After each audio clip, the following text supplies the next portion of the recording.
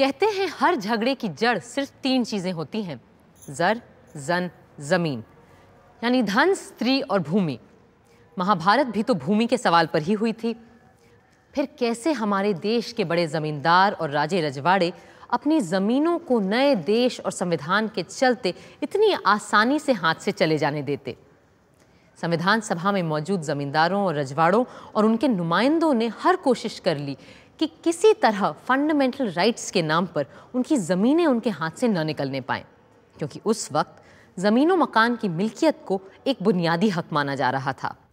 Sir, I beg to move clause 19, which runs thus: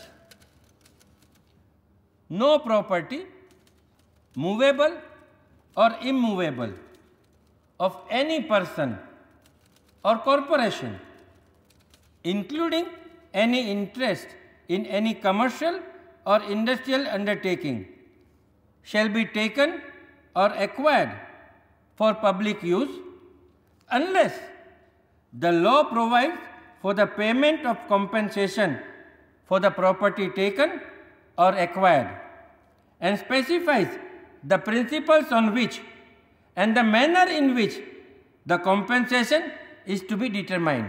तुरंत अवध के इलाके से आए एक राजा साहब खड़े हो गए। नाम था राजा जगन्नाथ बख्श सिंह। सभापति महोदय, आपके आदेश से मैं एक संशोधन पेश करना चाहूंगा कि खंड 19 में मुआवजे से पहले शब्द उचित जोड़ लिया जाए। Mr. President, sir, when we are acquiring landed property from a zamindar, we need not pay as much as he wants. We need pay only what is reasonably required to enable him to maintain himself and his family for 1 or 2 generations. But if a poor man's property is acquired for a particular purpose, the government must pay him cost of the land and something more even. And once you acquire land, you must see that the tiller of the soil is made the owner of the land. Then alone will we be able to give encouragement to the toiling farmers and make them increase the produce and the national wealth.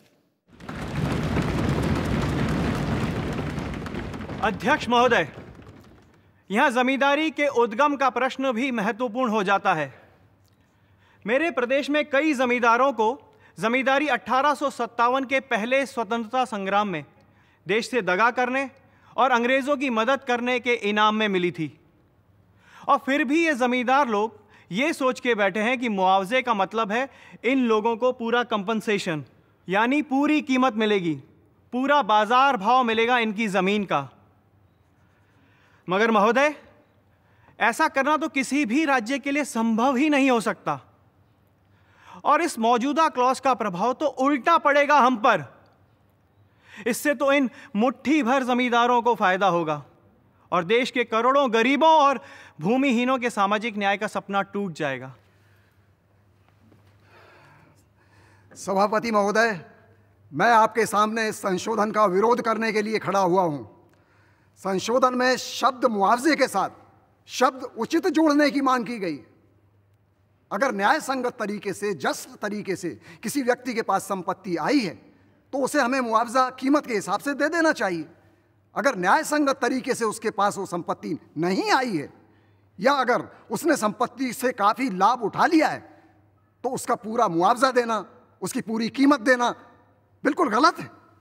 जो ज़मींदार के हक हैं, title हैं, उनकी भी परीक्षा की जानी चाहिए। हम सभी जानते हैं कि बहुत से लोगों ने अपने देशवासियों के साथ द्रोह किया, गद्दारी की और इस सिलसिले में बड़े बड़े इलाके पाए। जमींदारी की जिन्होंने ये रियासतें देश के साथ विद्रोह के एवज में पाई हैं, वो आजकल जस्ट कंपेंसेशन चाहते हैं। Just compensation. जस्ट यानी न्यायोचित। इस शब्द को सबसे पहले सन 1935 के कानून में अंग्रेजों ने डाला था, पर नया संविधान बनाते वक्त कमेटी में इस पर जोरदार बहस हुई। No property, movable or immovable, of any person or corporation shall be taken or acquired for public use unless the law provides for the just compensation for the property thus taken or acquired. Does it mean that where property is to be acquired for public use, compensation should be paid, or that property should not be acquired except for public use, and then compensation should be given? This has closely followed the Government of India Act of 1935. And if the government makes a tenancy law, is that public use or not? मान लीजिए सरकार Connaught place के सारे मकानों का उनके मालिकों से अधिग्रहण कर लेती है और फिर इन्हें उन्हीं किराएदारों को दे देती है जो वहां बरसों से रहते आए हैं। तो पहला कदम हुआ अधिग्रहण और दूसरा हुआ डिस्ट्रीब्यूशन। तो इस तरह का अधिग्रहण इस अनुच्छेद के अंतर्गत आएगा या नहीं? Most certainly. यदि ऐसा है तो मैं इसके खिलाफ हूं। मैं हर उस अधिग्रहण के पक्ष में हूं जहां पब्लिक यूज का मतलब हो सरकार के काम के लिए प्रॉपर्टी का एक्विजिशन। पर एक मालिक से लेकर दूसरे मालिक को दे देने के लिए किसी की प्रॉपर्टी या घर हथिया लेना, ये मैं इसके खिलाफ हूं। May I tell you, there is a slight change in the language here. The words just compensation have been used instead of the words compensation. The expression just has been borrowed from the Australian and American constitutions. By using the words just compensation, you have made it open to question in a court of law. In that case, we will drop the word just. It's just a matter of adjustment. Half a loaf is better than no loaf. अब बारी थी सदन में बहस की। जमींदारों ने ठान लिया था कि कबहू न छोड़ें खेत और बदलाववादी लगे हुए थे सैकड़ों सालों से जमी हुई इस व्यवस्था को तोड़ने में। Sir, I stand to support the clause. We are framing a constitution for a free India. We are asking the British to quit India, though they came here 200 years ago. And in response to our demand, they are quitting India. The British acquired empires, and the landlords acquired large fortunes, both by means of exploitation. I request only a nominal compensation may be payable for acquisition of any property. मगर जमींदार और राजे रजवाड़े इतनी आसानी से कैसे मान जाते? राय बहादुर श्याम नंदन सहाय ने एक और ही पैंतरा फेंका। Sir, this compensation clause does not cover zamindari alone. इसमें पूरे मुल्क में फैली हर तरह की चल और अचल संपत्ति की बात भी शामिल है और हो सकता है आगे चलकर देश के भले के लिए हमें छोटे किसानों की बटाई की काश्तकारी भी एक्वायर करनी पड़े। तो क्या आप उस दिन उन्हें जस्ट कंपनसेशन नहीं देंगे? The right to private property and the protection of that private property is the acceptance of the principle of right over might. आप चाहें तो इस उसूल को उठाकर फेंक दीजिए, पर इस तरह हम धीरे धीरे स्वराज से जंगल राज की तरफ चले जाएंगे और हमारे समाज का बना बनाया ताना बाना बिखर कर तार तार हो जाएगा। मेरे काबिल दोस्त जमींदारी के बारे में पूरी जानकारी नहीं रखते, सिर्फ आधी अधूरी बातें जानते हैं। वो भूल रहे हैं कि मुल्क में कई जगहों पर कई लोगों ने जमींदारियां अपनी जिंदगी भर की कमाई से बड़ी कीमत देकर खरीद कर हासिल की हैं, किसी खैरात में नहीं पाई हैं। If the honorable mover of the clause 19 feels, as I do, that compensation means just and fair compensation, the mover of the amendment may withdraw his amendment. जनाब, दिक्कत सिर्फ जमींदारियों की नहीं है, बल्कि और बहुत बड़ी है।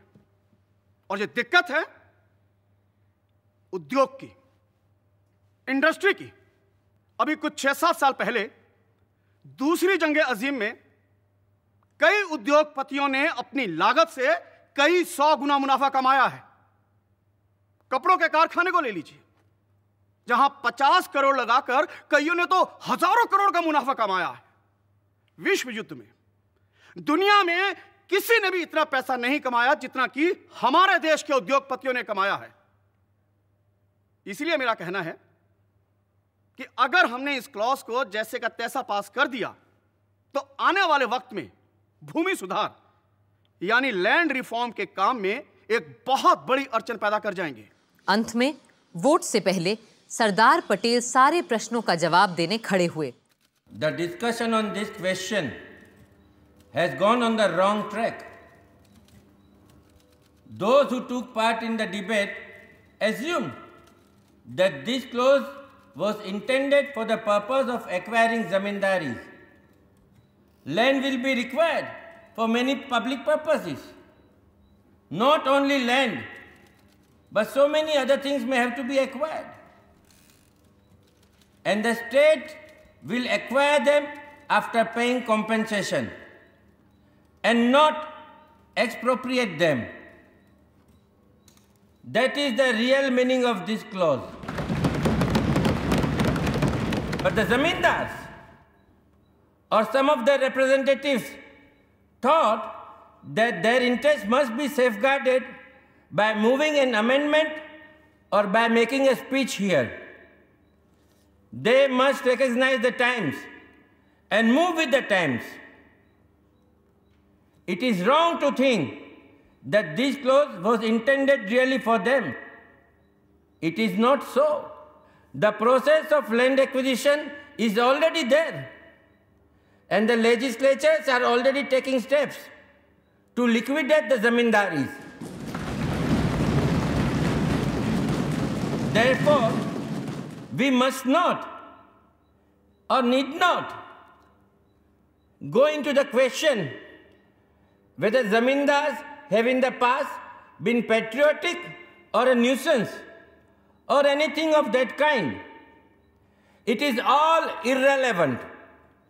And I move this clause as moved by me to be passed.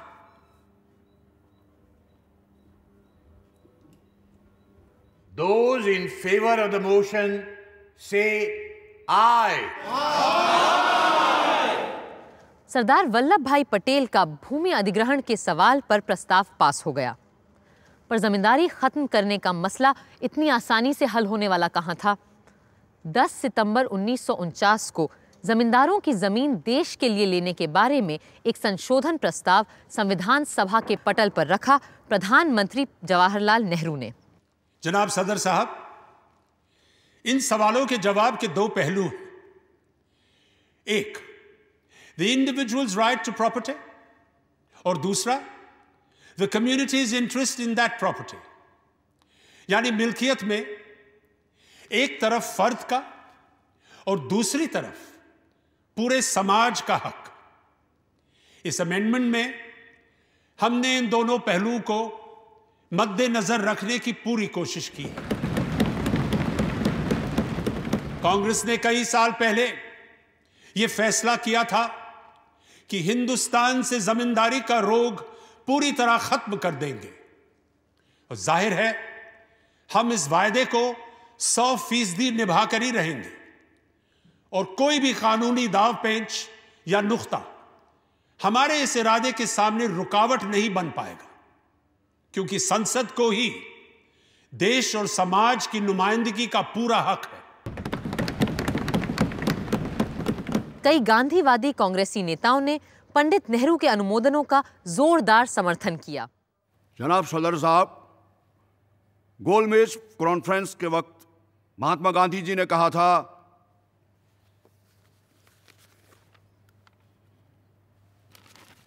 मुझे डर है कि हमें बरसों लग जाएंगे ऐसे कानून बनाने में जिनके सहारे हम मुल्क के दीनहीन गरीबों को उस दलदल से निकाल सकें जिसमें उन्हें सरमाएदारों, जमींदारों, राजे रजवाड़ों और अमीरों ने धकेल दिया है, और फिर बाकायदा वैज्ञानिक रूप से अंग्रेजों ने भी उन पर मिट्टी डाल दी। अगर हमें इन सब दबे कुचले लोगों को ऊपर लाना है तो यह काम करने का राष्ट्र की सरकार को आहत उठाना होगा और कमर कस के यह काम करना होगा। और इस काम को करते वक्त अगर जरदारों, जमींदारों और सरमाएदारों को तकलीफ हुई तो मैं उनसे सहानुभूति भले रखूं, मैं उनकी कोई मदद नहीं कर सकूंगा। लेकिन जिस मुद्दे पर बहस हो रही है उसका इससे क्या लेना देना है? नहीं जनाब, मेरी बात की रेलिवेंसी इस बात में है कि अगर पंडित नेहरू का संशोधन पास हो गया तो यह काम करना असंभव हो जाएगा। इसलिए मैंने अपने संशोधन प्रस्ताव में लिखा है कि सुप्रीम कोर्ट नहीं, पार्लियामेंट को यह तय करने का अधिकार होना चाहिए कि कब कंपनसेशन देना है और कब नहीं देना है। Sir, Mahatma Gandhi preached and lived his doctrine of aparigraha, that property holders should be mere trustees of that property for the good of the community. If the great ideal of the Ishopanishad, renounce that you may enjoy by renouncing, had this been followed by property holders, then all these conflicts, all these disputes about property would not have arisen. But sir, that unfortunately has not been the lot of humanity. The history of humanity, as has been stated by a great historian, it's strewn with the crimes, follies, and stupidities of mankind. Let us not talk of the follies and stupidities of mankind. Let us confine ourselves to the article under consideration. Kamat साहब तो चुप हो गए, पर socialist नेता professor K.T.. Shah को चुप कराना आसान नहीं था। सर, एक फ्रेंच फिलोसोफर से एक बार किसी ने पूछा कि व्हाट इज प्रॉपर्टी, ये जायदाद किस चीज का नाम है? तो उसने जवाब दिया, जायदाद यानी चोरी का माल। मुझे लगता है कि चोरी तो बड़ा भलमन साहब का शब्द है, क्योंकि अगर आप इसकी जड़ में जाएं तो देखेंगे कि ज्यादातर जायदादें सिर्फ चोरी से नहीं बल्कि जबर से, धोखे से और हिंसा से प्राप्त की गई है, और इन बातों को किसी भी व्यवस्था में सही नहीं ठहराया जा सकता है। अगर आप उन लोगों को मुआवजा देने की बात कर रहे हैं जिन्होंने बड़ी बड़ी जायदादें बनाई हैं, फिर वो चाहे कितनी भी पुरानी क्यों ना हो, तो याद रखिएगा कि इनके पीछे जबर, धोखे और हिंसा का ही हाथ है, और ऐसे लोगों को मुआवजा देना उन उसूलों के बिल्कुल ही खिलाफ होगा जिनको लेकर हम अपना कॉन्स्टिट्यूशन बनाने बैठे हैं। इस डर से कि कहीं जमींदारों की जमीनें बिना पैसे के न ले ले सरकार, कुछ कांग्रेसियों ने कांग्रेस के ही इतिहास की दुहाई दी। Sir, in 1945-46, our leaders issued the Congress election manifesto to the nation, in which, referring to the reform of the land system and acquisition of property, they declared, and I quote, "The reform of the land system, which is urgently needed, involves the removal of intermediaries between the peasant and the state. The right of such intermediaries should therefore be acquired on payment of equitable compensation." Sir, are we to fall into the trap of the socialists and take shelter under the law and pay no compensation in the name of the law? Or are we to stand by the Congress Parliamentary Manifesto that equitable compensation should be paid? That is why I want the exact words of the manifesto to be introduced in the amendment of Pandit Jawaharlal Nehru. Sir, our honored Prime Minister has in effect said that property belongs to the public, to the people. He said that property belongs to the people, and the people want it, and therefore they must take it. Compensation or adequacy of compensation does not enter into the picture. Sir, I believe the communists, the socialists, and the supporters of this article would kill and eliminate the middle classes and the upper middle classes altogether. Whilst the communists would kill them by use of force and violence, the socialists would kill them, as apparently Professor K.T. Shah would do, by arguments, by speeches, and by theories. The sponsors of the present article would kill them by use of law. But I think you're a zamindar. Mr. Das says that I am a zamindar. ये आपका status बढ़ा रहे हैं आपको जमींदार कह के। Well, Mr. Das thinks of many things that are not real. I was a very petty zamindar, but I sold away my interests 5 or 6 years ago, for I saw what was coming. Today, I am independent, free, and dispassionate, a man having absolutely no interest in that question. I am safe and happy. But those poor zamindars who believe in the stability of the law of the land are today sadder, though wiser. Sir, in India, when we nationalized the Reserve Bank, the full market price was given, though at a time of depression. The question is, does zamindari property differ from other properties so as to receive this step-motherly treatment? There was nothing like a zamindar during the period of the Hindu kings. During the Muslim period, they were unconsciously created as a matter of administrative necessity. We all know the history. All I want is to limit the payment of minimum compensation to 12 times. Sir, in UP they desire to pay 8 times. I want to make it 12 times. UP की विधानसभा में जमींदारों को उनकी सालाना मालगुजारी का 8 गुना देकर उनकी जमीनों का अधिग्रहण करने का प्रस्ताव रखा गया था।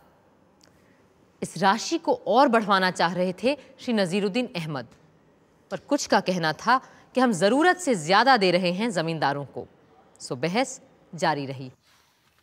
Sir, mention has been made of the UP legislation on the abolition of the Zamindari Bill. The UP Assembly stands committed to the principle of abolition of capitalism. As you see, the UP abolition of Zamindari Bill not only gives the zamindar compensation, but also gives a rehabilitation grant.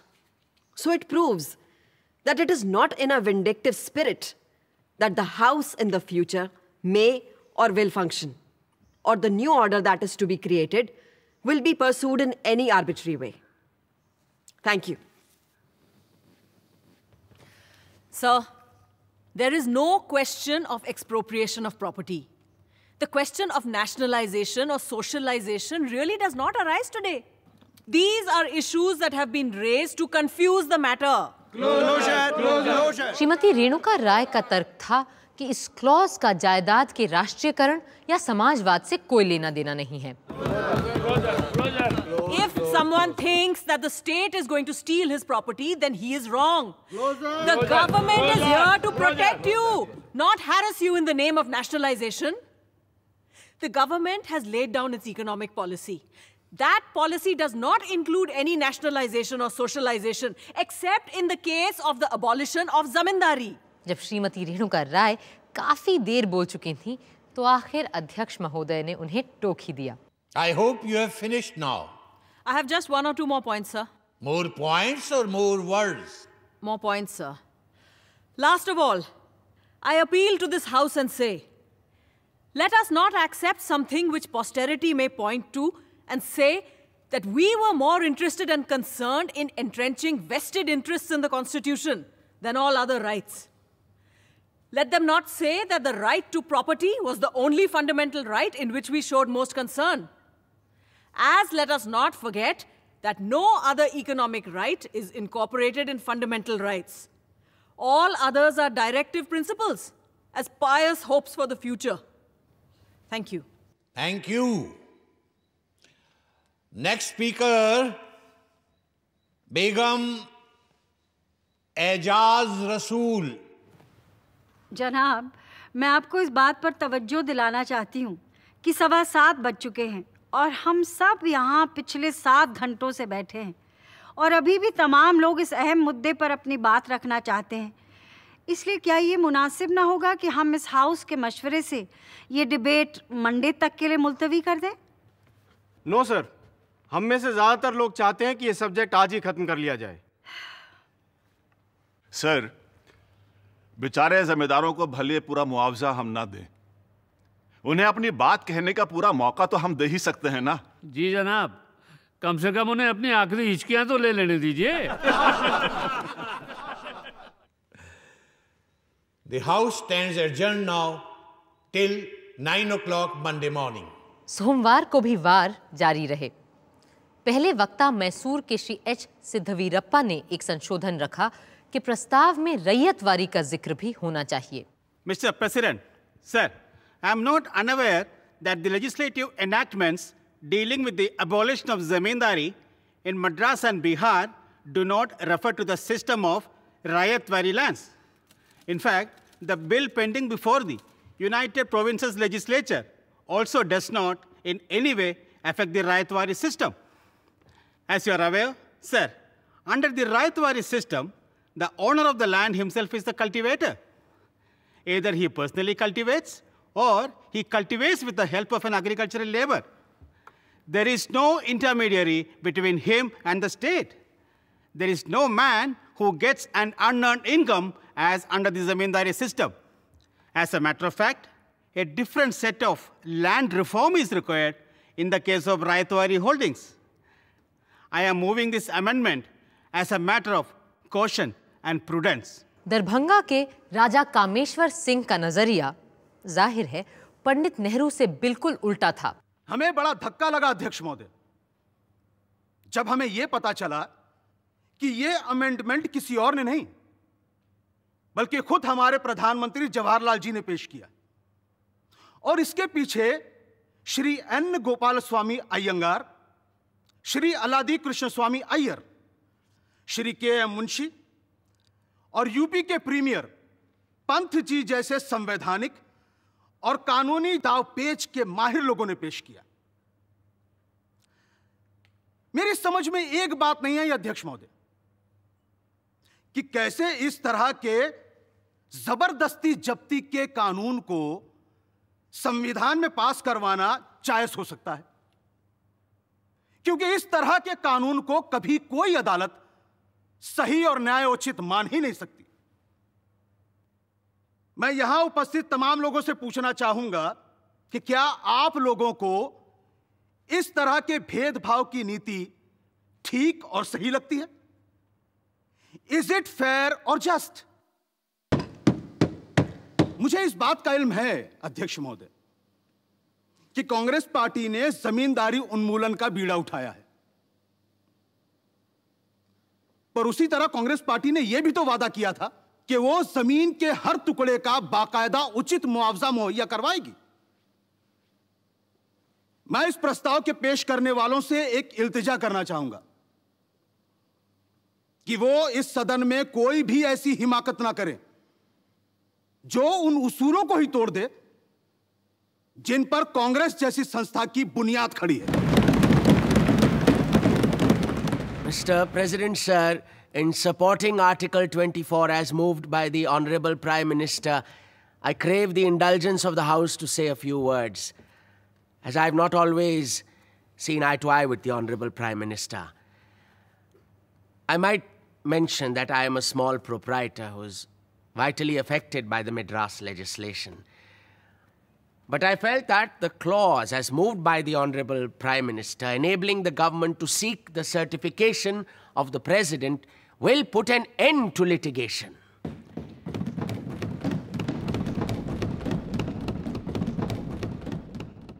Though a lawyer by profession, I may claim I have never approached law in a legalistic spirit. Law, according to me, if it is to fulfill its larger purpose, must serve as an instrument of social progress. It must reflect the progressive and social tendencies of the age. Our ancestors never regarded the institution of property as an end in itself. Property exists for dharma. Dharma and the duty which the individual owes to the society form the whole basis of our social framework. The sole end of property is yagna and to serve a social purpose, an idea which forms the essential note of Mahatma Gandhi's life and teachings. In the fervent hope that the amendment will further social progress of the teeming millions of the agricultural population of this country, I accord my wholehearted support to the proposition as put forward by the Honorable Prime Minister. जमींदारों की lobby के लोग अब तक सचमुच हिल चुके थे। आदरणीय अध्यक्ष जी, मुझे आज सुबह यहां खड़े होते वक्त डर लग रहा है कि पता नहीं मेरे ख्यालात को यहां किस नजर से देखा जाएगा। श्रीमान, आप बिल्कुल मत घबराइए, डू नॉट वरी। पर मुझे पूरा विश्वास है, इस सदन की बुद्धिमत्ता और दूरदर्शिता पर पूरा भरोसा है कि यह हाउस मुझे अपनी बात कहने का बेरोक टोक पूरा मौका देगा, भले ही पंडित बालकृष्ण शर्मा नवीन जैसे लोग कितना ही रोकें और टोकें। मैं तो सिर्फ इनका हौसला बढ़ा रहा था। I was just encouraging the honourable member sir. शुक्रिया महोदय, मैं पूरी तरह से मानता हूं कि उत्पादों के बनाने के सिलसिले में समाजवाद का आना क्रमिक विकास का एक जरूरी हिस्सा है। यह तो होना ही है। मेरा झगड़ा केवल उन लोगों से है जो इस एवोल्यूशन को रेवोल्यूशन से लाना चाहते हैं। फर्ज करिए आज आपने चंद जमींदारों को खत्म कर दिया, फिर क्या होगा? फिर भी ज्यादातर जमीन और दौलत कुछ ही लोगों के हाथ में रहेंगी। उन लोगों तक तो नहीं पहुंच जाएंगी जो हजारों बेचारे भूमिहीन हैं। महोदय, हमें सिर्फ ऐसे कानून बनाने और पास करने चाहिए जो सोसाइटी के हर तबके को सही, इंसाफ पसंद और बराबरी के लगें। मगर अगर अभी भी आपने मेरी न सुनी और अपनी ही मनमानी की, तो मैं यह सोचकर ही इत्मीनान कर लूंगा जो एक बार लॉर्ड बायरन ने कहा था। उन्होंने कहा था, मुझे इसी बात का संतोष है कि मेरे कातिल कोई और नहीं, मेरे अपने लोग हैं, मेरे अपने देशवासी हैं। पंडित गोविंद बल्लभ पंत यूपी के प्रधानमंत्री थे और अपने प्रदेश में जमींदारी उन्मूलन का प्रस्ताव ला चुके थे, इसलिए सब उन्हें सुनने को बेताब थे। सर, राजा जगन्नाथ बख्श सिंह हमारी यूपी के जमींदारों के लीडर हैं और ये चाहते हैं कि जमींदारों को उनकी जमीन के बदले बाजार भाव से 15% ज्यादा दाम मिले। लालच बड़ी बुरी बला है और ये बला बड़ी मुश्किल से मरती है। और उससे बढ़कर ये हमें चीजों को सही नजरिए से देखने भी नहीं देती।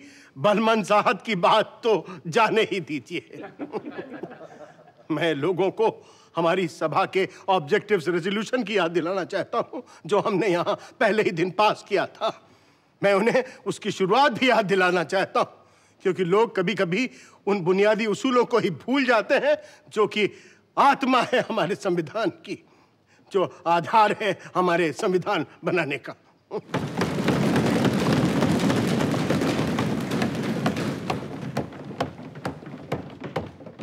मैं साफ कर देना चाहता हूं कि हमारे संविधान में जमींदारी उन्मूलन और भूमि सुधार लाए ही इसलिए जा रहे हैं कि हम संघ के सामाजिक उद्देश्यों को पूरा कर सकें। हमारे यहां यही कोई 20 लाख के करीब तथाकथित जमींदार लोग हैं, जिनमें से 19 लाख को हम उनकी सालाना मालगुजारी का 28 गुना पैसा उनकी भूमि के बदले दे चुके हैं। कौन कहेगा कि यह मुआवजा कम है? क्या यह बेइंसाफी है? क्या यह काफी नहीं है कि चाहे कोई अपनी जमीन से कितना कम क्यों ना कमाता हो, हमने उसकी भूमि का कम से कम 8 गुना तो पैसा उसे दिया ही है। आप में से जो लोग जमींदारी के इतिहास से वाकिफ हैं वो तो जानते ही होंगे कि जब अंग्रेज जमींदारी की व्यवस्था लेकर आए थे तो इन जमींदारों को इनकी पूरी कमाई का 10% से अधिक रखने की इजाजत नहीं थी और कभी कभी तो इनको अपनी जेब से पैसा अंग्रेजों को देना पड़ता था कि इनकी नंबरदारी चलती रहे। हाँ, जमींदारों ने जो बोया था वही आज काट रहे हैं। ये इन्हीं की करतूतों का फल है। अध्यक्ष जी, जमींदारी की बात करते समय हम उसे कैसे नजरअंदाज कर सकते हैं जो आज चीन में हो रहा है, जो आज बर्मा में हो रहा है। सो मेरी पूरे हाउस से अपील है कि ये आर्टिकल पास करते वक्त हम पूरे माहौल को ध्यान में रखें और अपनी नजर उन उद्देश्यों से ना हटने दें जिनको लेकर हम यहाँ अपना संविधान बनाने बैठे हैं। हवा का रुख किधर को है ये सबको पता था, पर फिर भी जमींदार और रियासतों, रजवाड़ों, ठिकानों वालों ने उम्मीद नहीं छोड़ी थी। वो इस कोशिश में लगे थे कि जितना फायदा भी मिल सके उतना ही सही। बेगम एजाज रसूल खड़ी हुई एक इमोशनल अपील के साथ। कुछ लोग ये ज़रूर समझेंगे कि मैं इस तरह का बयान इसलिए दे रही हूँ क्योंकि इसका मुझ पर सीधा असर होने वाला है। जनाब, मेरी आवाज़ कितनी भी बेअसर और कमज़ोर क्यों ना हो, लेकिन मैं सैकड़ों हज़ारों लोगों के जज्बात की तायीद कर रही हूँ। हिंदुस्तान के कई अदद अखबारों ने भी इसके हक में अपनी राय जाहिर की है। यूपी में ज़मींदारी बिल के मातहत तकरीबन 1 करोड़ लोगों की आमदनी पे बुरा असर होगा और जो मुआवजे की तजवीज़ पेश की जा रही है उससे तो 2 जून की रोटी भी मैसर नहीं होने वाली। क्या यूपी के वजीर आज़म ने इस बारे में सोचा भी है कि इन बेचारों का क्या हश्र होने वाला है? बिना किसी जरिया माश के इन्हें दर बदर भटकने के लिए बेदखल किया जा रहा है। क्या आप क्या कह रही हैं बेगम साहिबा? जमींदारी तो वैसे ही खत्म होने वाली है। I warn the Premier of UP that by depriving the zamindars of their source of livelihood without making any proper provision for them, he is creating problems for himself, which it may be difficult for him to cope with. माफ कीजिएगा बेगम साहिबा, क्या आप श्रीमान पंत को धमकी दे रही हैं? Are you daring premier Pant? Order, order. और इसी के साथ अध्यक्ष महोदय ने आखिरी वक्ता को बुलाया। मौलाना हसरत मोहानी। जनाब सदर साहब। मौलाना साहब, I wish to remind you that we are closing in half an hour's time. अदसरे नो, मैं अपनी बात साफ कर दूं कि मैं पंडित पंत जी के पूरे ढंग और ढर्रे के ही खिलाफ हूं जो इन्होंने जमींदारी खत्म करने के ढोंग के तौर पर किया है। ढोंग से क्या मतलब है आपका? ढोंग लफ्ज का इस्तेमाल मैं यहाँ जानबूझकर कर रहा हूँ क्योंकि मेरे शातिर सियासतदां दोस्त पंजी ये तो अच्छी तरह से समझ ही चुके होंगे कि उनके इस कदम से जमींदारी खत्म नहीं होगी बल्कि हमेशा के लिए अपने पैर और कस के जमा लेगी। इनका कहना है कि अगर बटाईदारों ने 10 गुना किराया दिया तो ये उन्हें भूमिदार बना देंगे। मैं कहता हूं कोई भी इन लफ्जों के हेर फेर से बेवकूफ बनने वाला नहीं है। आखिर इसका मतलब ही क्या हुआ? फर्क ही क्या है भूमिदार और जमींदार में? जमीन फारसी का लफ्ज है और भूमि संस्कृत का शब्द, और पंडित जी एक को हटाकर दूसरे को ला रहे हैं बस। ये और कुछ नहीं, लफ्जों का खेल है, लफ्फाजी है। ये भूमिदार और कोई नहीं, कल के जमींदार ही होंगे और चंद जमींदारों के बदले हम बहुत से भूमिदारों को खड़ा कर देंगे बस। Sir, the question may be put now. Closure has been moved. I am going to put the question of closure to the House. The question is, मौलाना हसरत मोहानी की सारी कोशिशों के बावजूद प्रस्ताव तो पास हो गया और फिर खड़े हुए पंडित नेहरू और श्री के.एम. मुंशी अंतिम संभाषण के लिए। the next speaker is Pandit Jawaharlal Nehru. If you will permit, sir, my honorable colleague, Mr. Munshi, would reply.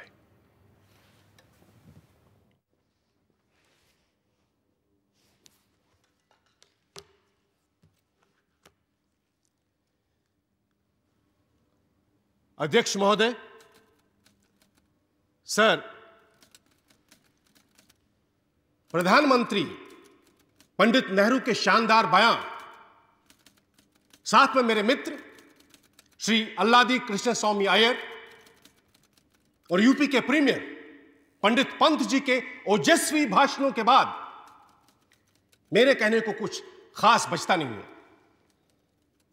किंतु सर, मैं ये नहीं चाहता कि इस सभा की यह बहस यूपी के प्रीमियर पंत जी और यूपी के जमींदारों के बीच की तू मैं बनकर रह जाए। जैसा कि एक समय लगने लगा था। आपको आज पूरे देश को एक संपूर्णता के साथ देखना होगा। ना तो मैं इस बहसा बहसी की तरफ ध्यान देना चाहता हूं, ना मुझे जमींदारी की उत्पत्ति के बारे में कुछ सुनना है। मैं केवल इस तरफ ध्यान देना चाहता हूं कि मद्रास, बिहार और यूपी के 3 बिल आज उदाहरण के रूप में देश के सामने हैं और इन पर अमल होना भी शुरू हो चुका है। और हमारी किसान जनता इस संविधान के लागू होने के बाद भी अपने अधिकारों से वंचित रह जाए, यह हम नहीं होने देंगे। इन 3 लेजिस्लेशंस, इन 3 प्रस्तावों के अंतर्गत 7 करोड़ 40 लाख एकड़ जमीन आती है। फिर इसका असर 7 करोड़ 20 लाख किसानों और काश्तकारों के जीवन पर भी पड़ा है। और अब हम इतने लोगों का भविष्य दांव पर नहीं लगा सकते, वो भी सिर्फ कोई 5,500 जमींदारों के लाभ के लिए। May I know how you have calculated this figure, sir? मुझे ये आंकड़े मंत्रियों से मिले हैं। हां, अगर उन्होंने मुझे गलत आंकड़े दिए हैं तो मैं भी गलत हो सकता हूं। May I inform the honorable member that in UP alone there are 22 lakhs of people directly affected besides their dependents. मेरे पास यूपी के आंकड़े भी मौजूद हैं।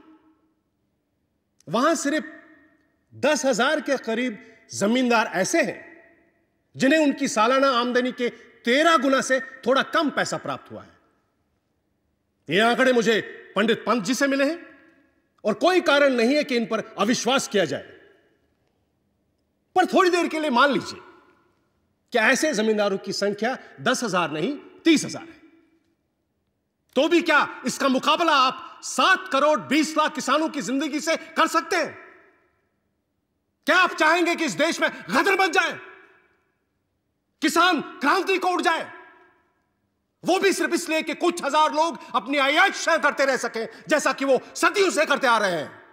What about the individual loss? Sir, मैं इस मुद्दे को किसी व्यक्तिवादी दृष्टिकोण से नहीं देख रहा हूं। मेरे ऐसे बहुतेरे मित्र हैं जो कल तक 5,000 रुपया महीना की आमदनी कमा रहे थे और आज उन्हें सिर्फ 500 से काम चलाना पड़ रहा है। किंतु फिर भी हम इस जमींदारी उन्मूलन के संवैधानिक प्रस्ताव को किसी व्यक्तिवादी या व्यक्तिगत नजरिए से नहीं देख सकते। आज जो हमने यहां किया है वो एक राष्ट्रीय और सामाजिक क्रांति है और अब हम पीछे की ओर नहीं पलट सकते। But how is the state? मैं चाहता हूं कि आप मेरे बोलते समय टोका टाकी ना करें और मैं आपको यह भी साफ बता देना चाहता हूं कि हम जो प्रस्तावित कर रहे हैं वो सारे पक्षों के लिए एक बेहतरीन और सबसे न्याय संगत समझौते का रास्ता है, जिस पर तमाम बहस और विचार के बाद हम पहुंच चुके हैं। और ये सदन जितनी जल्दी इसे स्वीकार कर लेगा उतना ही शुभ और सुंदर होगा। जमीन का मसला इतना लोगों के दिलों से जुड़ा हुआ था कि संविधान सभा के संसद में तब्दील होने के कुछ महीनों बाद ही नए गणराज्य की संसद को जमीन के सवाल पर ही पहला अमेंडमेंट लाना पड़ा। 16 मई 1951 को पंडित जवाहरलाल नेहरू ने यह प्रस्ताव सामने रखा। Now I shall proceed with the other article, the important one, namely Article 31. This article deals with the abolition of the zamindari system, with land laws and agrarian reform. I am not a zamindar, nor am I a tenant. I am an outsider. But the whole length of my public life has been intimately connected with agrarian agitation. And if there is one thing to which we as a party have been committed in the past generation, it is agrarian reforms and the abolition of the zamindari system. With compensation, sir? With adequate and proper compensation. Not too much. Adequate is quite enough, sir. Thank you. We do not allow anyone to suffer, but inevitably in big social changes, unfortunately, some people have to suffer. Somehow we have found that this magnificent constitution that we have framed was kidnapped and purloined by the lawyers. It is a paradise for them. I do not grudge anyone entering paradise. What I do object to is the shutting of the door and preventing others from coming in. The other day, I was reading an article about India by an eminent American. The author finished off by saying that India has very difficult problems to face. But the most acute can be put in 5 words: land, water, babies, cows, and capital. No lawyers there.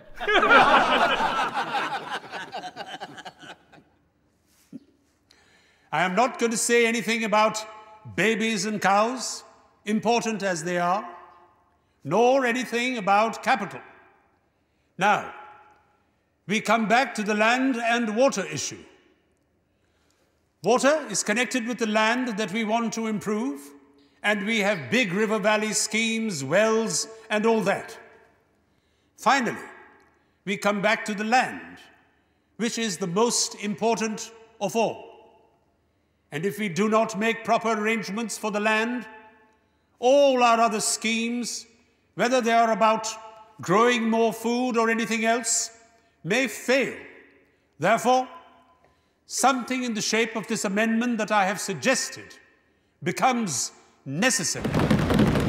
प्रधानमंत्री पंडित जवाहरलाल नेहरू के प्रस्ताव का विरोध करने खड़े हुए doctor Shyama Prasad Mukherjee, जो कुछ ही महीनों में जनसंघ की नींव रखने वाले थे।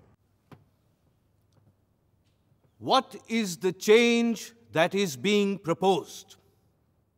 The Prime Minister talked very feelingly about his great desire to introduce land reforms. As he rightly pointed out, the declaration was that zamindari would be abolished, for which fair compensation would be paid. In any case, the Congress stood for the abolition of zamindari on payment of fair compensation. Equitable compensation, sir. Equitable compensation. What has happened since then? That there has been delay is not the fault of the Constitution. There is only one party ruling India today. All the governments are under control of a centrally organized party. Why has not the center sat down and given some sort of formula saying, this is the formula that every state should adopt in effecting land reforms, with minor changes as local conditions may necessitate? Therefore, I would very earnestly suggest that a situation has not yet come when any change in Article 31 is called for. If you tried it and failed, then I would understand your anxiety to change the Constitution. But merely in haste, you come and say, I cannot achieve something quickly. I cannot wait for the fulfillment of the provisions of the Constitution. Let us get hold of all legislative enactments and deem them as legally passed. Would you please let me know whether the will of Parliament is supreme or not? Since the will of Parliament is supreme, I am appealing to the sober will of Parliament not to do something that is dangerous. Some of us would doubt whether the honorable member really means what he says. The Honorable Prime Minister apparently thinks he is standing before a mirror and thinks everybody is like himself. Doctor Shyama Prasad Mukherjee का पंडित नेहरू से मतांतर राजनैतिक और सैद्धांतिक था, पर बहुत से जमींदारों के लिए तो ये जीने मरने का प्रश्न था। दरभंगा के राजा कामेश्वर सिंह भी उन्हीं में से एक थे और किसी भी तरह के लैंड रिफॉर्म के सख्त खिलाफ थे। बल्कि उस दिन तो वो उस संसद के भी खिलाफ हो गए जिसके वो खुद सदस्य थे। This parliament again is a provisional one, and it cannot be said to be reflecting the will of the people. It is highly improper to make fundamental changes in the constitution without making any reference to public opinion. The Prime Minister, I am constrained to say, is creating a very bad precedent by sowing the seed of executive despotism and playing with the supremacy of the constitution for party advantage. वामपंथी किसान नेता Shri MP Mishra ने कामेश्वर सिंह जैसे जमींदार को मुंह तोड़ जवाब दिया। श्रीमान जी, पंडित जवाहरलाल नेहरू प्रधानमंत्री हैं। यदि देश की इच्छा, आकांक्षा और विचारों का प्रतिनिधित्व कोई कर सकता है तो वो यही व्यक्ति है। कई हाई कोर्ट्स ने जमींदारी एबोलिशन एक्ट को गैर कानूनी घोषित किया है। बिहार प्रांत में तो जमींदारी को ही कानूनी तौर पर गैर कानूनी घोषित कर दिया गया।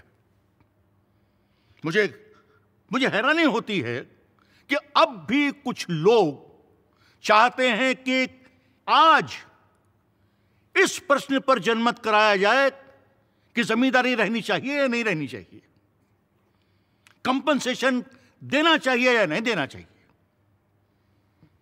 उन्हें शायद याद नहीं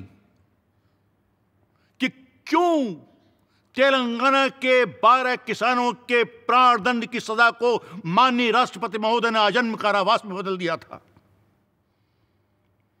उस प्रदेश के किसान जमींदारों के आतंक से त्रस्त हो गए थे, उनके जुल्मों से पागल हो गए थे, जिसलिए आज श्री विनोबा भावे उनको शांत करने के लिए वहां घूम रहे हैं। और ये सिर्फ इसलिए हुआ कि वहां के जमींदारों ने किसानों की हड्डियों तक को चूस लिया था। और अब भी आप चाहते हैं कि जनमत संग्रह कराया जाए।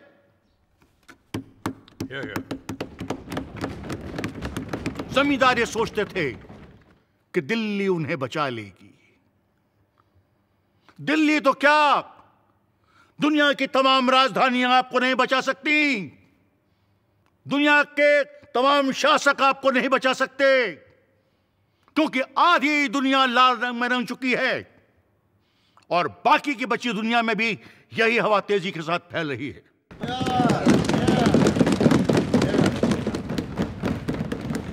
क्या अब भी सुप्रीम कोर्ट जाने की आवश्यकता है? सीरियस सी बात है। ये जज, ये जुडिशरी आखिर किसका क्रिएशन है? अमेरिका के प्रेसिडेंट रूजवेल्ट ने, आप लोगों ने तो पढ़ा होगा, अच्छे अच्छे जजेस को हटाकर अपनी पसंद की जजेस की नियुक्ति कर दी। हम ये तरीका अख्तियार नहीं करना चाहते और इसीलिए इस विधान में संशोधन लाना चाहते हैं। उस दिन भी फर्स्ट अमेंडमेंट को सबको समझाने और उसे सदन के तूफानी थपेड़ों से बचाकर किनारे लगाने का काम किया डॉक्टर अंबेडकर ने। Now I come to clause 4 of the bill. This clause introduces a new article, 31A. What this article does is to permit a state to acquire what are called estates. Secondly, it says that when legislation is undertaken to acquire estates, nothing in the fundamental rights shall affect such a legislation. I am emphasizing the word estate. The new article does not apply the acquisition of land. It applies to the acquisition of estates in land, which is a very different thing. I would have very much liked if the state had acquired all these properties and kept the land to create collective farming and cooperative farming. We have a large number of landless laborers in this country.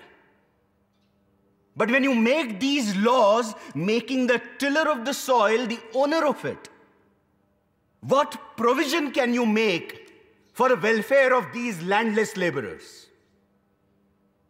If you want the betterment of agriculture, I'm convinced the intermediaries must be liquidated. The original article exempted compensation for the acquisition of zamindari rights. We are now dealing with exemption of discrimination. I do not see why Article 31 should now continue to operate when there is a law for the purpose of acquiring these estates. वक्त के साथ जमीन जायदाद की मिल्कियत को बुनियादी हकों से खारिज कर दिया गया। इसके बाद भी भूमि और संपत्ति के कानूनों में कई बदलाव हुए हैं और हो रहे हैं और शायद फिर होंगे। जैसे 2013 में भूमि अधिग्रहण के लिए 80% गांव वालों की इजाज़त लेना लाजमी कर दिया गया है। इस दास्तान ज़मीन और जायदाद का अंत कब और कहां होगा, इसके बारे में तो यही कहा जा सकता है कि आगे आगे देखिए होता है क्या।